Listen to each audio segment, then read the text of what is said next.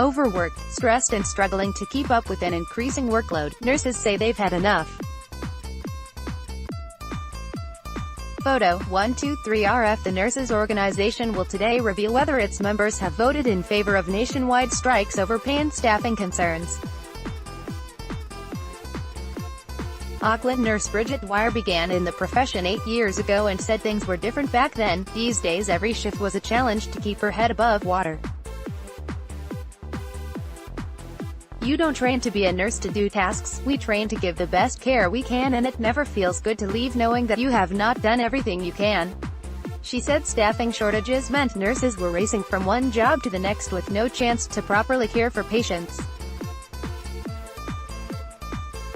I think it's really hard in a constantly underfunded, understaffed, under-resourced area. We don't have what we need when we need it, she said. Bridget Dwyer and Erica Smith say nurses deserve pay that reflects their skill and hard work. Photo RNZ. Nita Blake person. Ms. Dwyer's colleague, Erica Smith, said the current staffing shortages were similar to speeding while driving.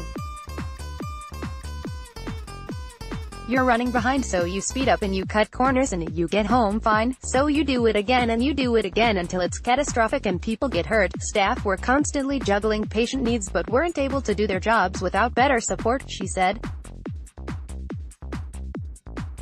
The women said the low pay, starting salaries are around $45,000 a year, long hours and tough conditions meant not enough new nurses were being recruited, and experienced staff were leaving.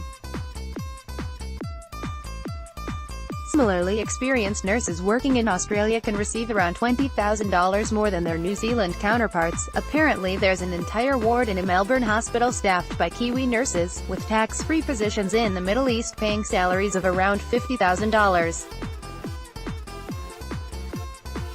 Gui Restall also works as a nurse in Auckland and said nurses were fundamentally carers and were happy to go the extra mile, but needed to be properly compensated for their work and skills.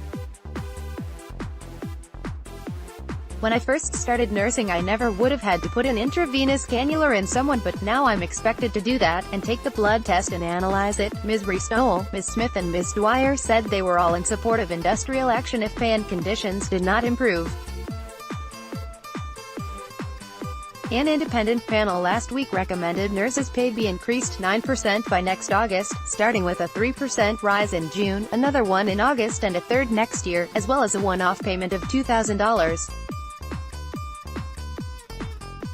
The panel also recommended a 2% increase in nurse staffing numbers, which is estimated to be an additional 600 FTE, full-time equivalent positions around the country.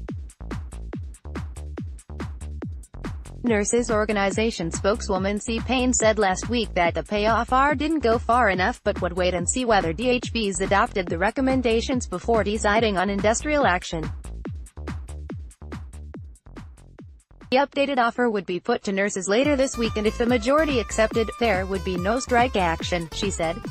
If the strikes do go ahead, Ms. Payne said they would take place on 5 and the 12th of July and last 24 hours, but provisions would be put in place to ensure life-preserving services continue.